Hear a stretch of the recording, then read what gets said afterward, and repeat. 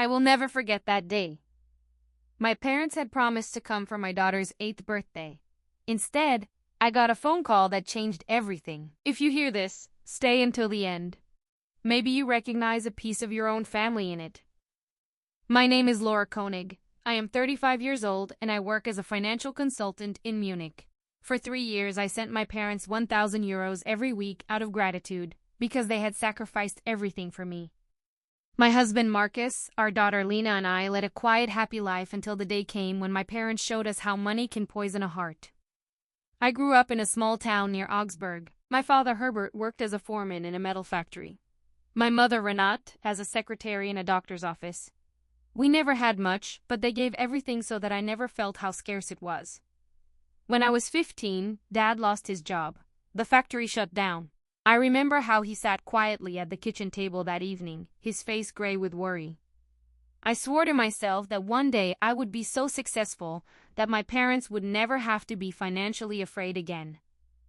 I worked in the supermarket after school and babysat on weekends to help. Despite the long hours, I kept good grades, got a scholarship, and finally studied economics at the University of Munich. My parents were overjoyed. I was the first in our family to study. At that time, my father took dozens of photos of my move to the student residence with his old camera, which was already from his father.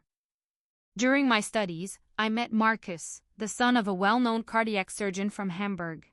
I was intimidated, to be honest. He came from a world of luxury where money was never an issue. But Marcus was different. Sensitive, reflective, interested in my story. He said he admired my strength. I fell in love with him and, despite the doubts of my parents, such a one never understands our life, Mother said. He kept to me. After graduation, we got married and moved to a small house on the outskirts of Munich. I got a job at a reputable financial company, worked 60 hours a week, and quickly rose. When we finally earned enough to support my parents, it felt like I was fulfilling an old promise. One evening, while we were having dinner together, I cautiously mentioned the idea of regularly transferring money to them. Her roof was old, and her car was old, and Dad kept pushing retirement further and further. At first, they did not want to accept anything. Pride was almost sacred in our family, but finally they agreed, on the condition that I quit if it became too much for me. So I set up weekly transfers of 1,000 euros. At first it was nice. They sounded happy, told about small things, that they had the roof repaired, bought a used car. Mom finally quit her stressful part-time job. I was proud. For the first time I was really able to give something back, but after a few months the tone changed. The gratitude slowly disappeared. Instead of modest narratives, comments came about luxury, new furniture, expensive handbags, designer jackets. I repressed my doubts. They deserved it, I told me. Then the little taunts began. Mother asked why we had sent Lina to a municipal kindergarten. With your income, Laura, you can have a little claim after all. Father said that we should finally take a trip to Italy, as it should be for successful people. I laughed it off, but I felt uncomfortable inside. When one day Mother enthusiastically told about a cruise to Norway that cost 12,000 euros, I was speechless. She just said, after all these years, we can treat ourselves to something. I agreed, although I did not like the thought that they were spending my money so lavishly. A year later, they asked to increase the weekly sum to the 200 euros. Prices are going up everywhere. I agreed again. But her interest in us was waning. They canceled more often, did not come to Lina's school performances or birthdays. There were always excuses, doctor's appointments, fatigue, other obligations. At some point, Marcus said it openly. Laura, don't you realize that they only call when it comes to money? I didn't want to hear it. I defended her, made up excuses, but deep down I knew that he was right. When Lina's 8th birthday was approaching, I hoped that everything would change. I organized a big party with magician, cake, and decoration in Lina's favorite colors. My parents promised to come early to help with the construction. Lina was overjoyed. Grandma and Grandpa are definitely coming, aren't they, Mom? Oh, of course, darling, I promised. On the morning of the celebration, I wrote you a message. Are you all ready? Are you coming around 11? No answer. At 10 I called. Mailbox. I tried again and again. Marcus came back with Lina. She was beaming with joy in her new dress. "Are Grandma and Grandpa there yet?" she asked. I forced a smile. "They'll be right there." But they didn't come. Not at 12 o'clock, not at 1. While the magician was doing his trick, I saw how Lina kept glancing at the door. My heart broke a little more every time. After the celebration, when the house was empty and Lina was sadly playing with her gifts, I grabbed my phone and opened my mother's Facebook profile. The photo hit me like a blow. She and my father laughing at a roulette table in the casino Baden-Baden. Below it was written, "Weekend trip with my sweetheart." I was staring at the screen, unable to breathe. Then I dialed my father's number. After ringing 4 times, he took off. The background noise was clear. Slot machines, music, voices. "Dad, where are you?" I asked quietly. "Lina's party is almost over. She's been waiting for you all day." His answer, "Was that today? We thought it would be next weekend." I closed my eyes. "I see your photo in the casino." "You lied," he sighed. "We also need some free time, Laura. We don't have to be accountable for every step. We are adults." "It was your granddaughter's birthday," I whispered. "You promised to come. We have had enough commitments in our life. Now we are finally living for ourselves," he said coolly. "We no longer count your little family life among our duties." These words burned themselves in. "We no longer count your family among them." I hung up and knew that something in me was broken forever. I sat there for a long time, the mobile phone still in my hand, unable to comprehend what had just happened. My parents, the people to whom I had sent money every week for years, had deliberately transferred my daughter because of a casino weekend. The pain burned deeper than I expected. Marcus found me in the living room. The tears ran silently down my face. I told him what Father had said. His gaze became hard, and without a word he just pulled me into his arms. Later, when Lina was lying in bed, silent and disappointed, we were sitting in the office. Marcus spoke quietly. "This wasn't just a misunderstanding, Laura. That was a pattern that you can no longer ignore." I nodded. For the first time I said it out loud.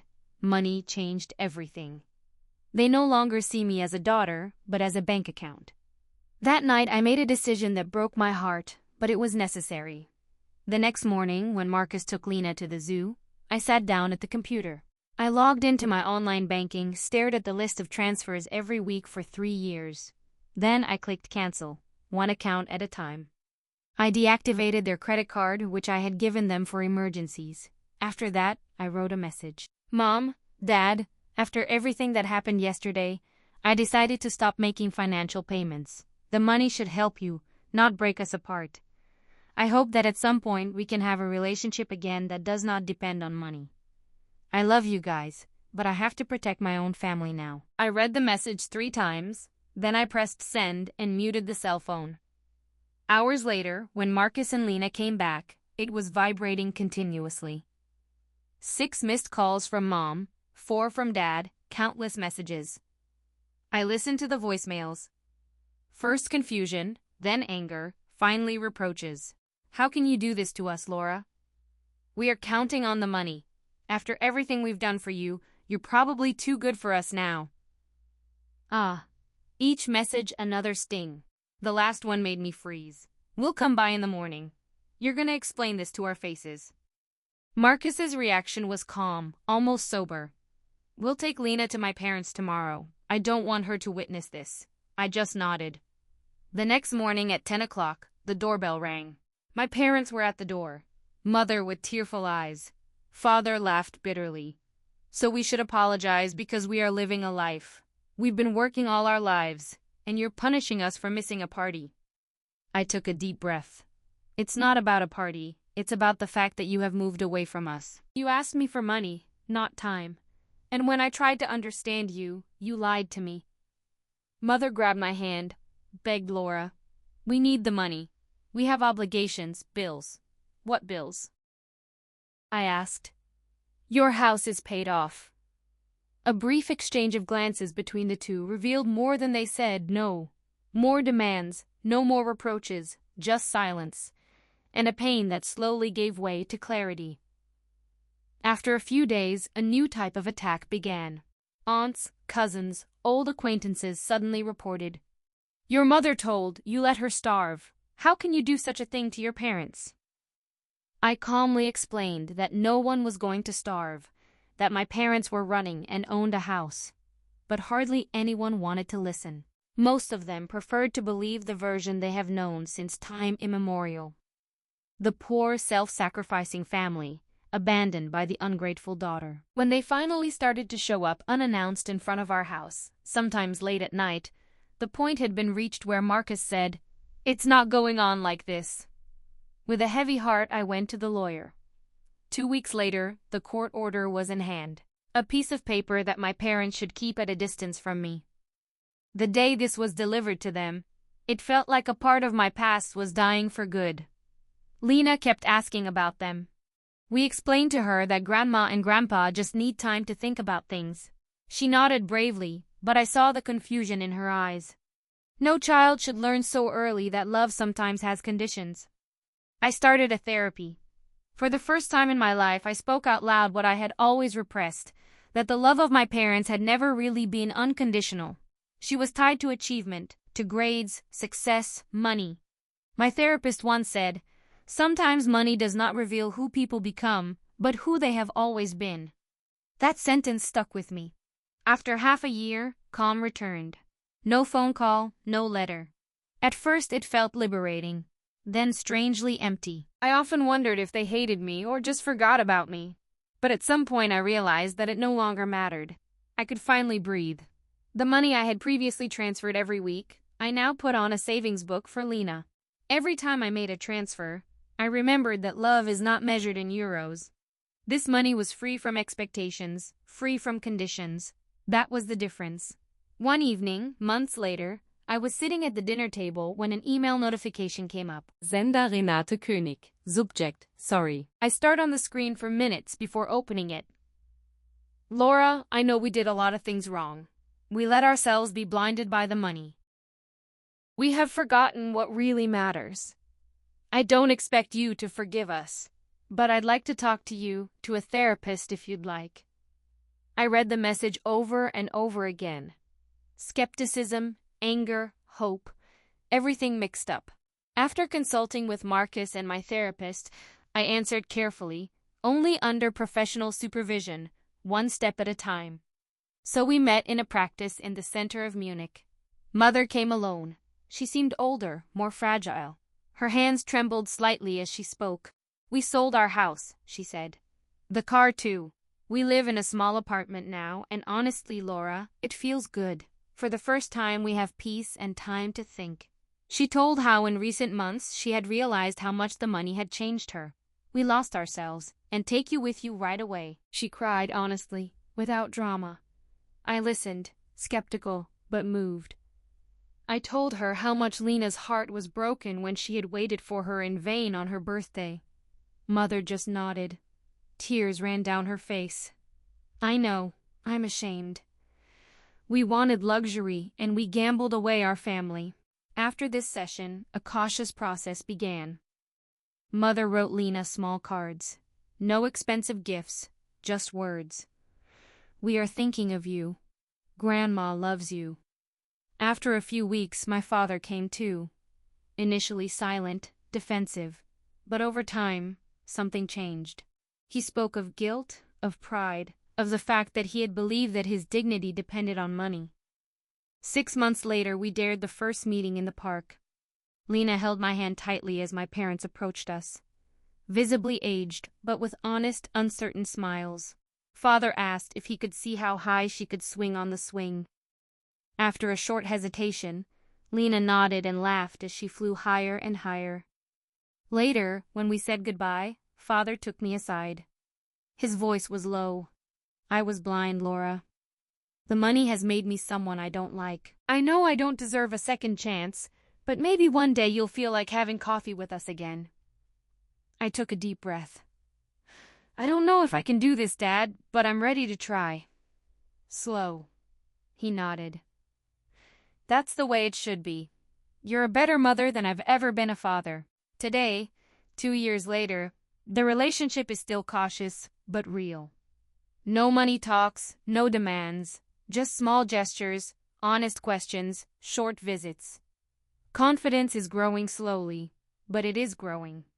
Sometimes, when I watch Lina laughing, I think back to all this. I have learned that love without conditions is the only one that lasts. Money can give a lot, but it can also destroy. It shows not what people become, but who they have always been. And I know now, family is not the blood that unites us. It is the loyalty that remains when everything else is lost.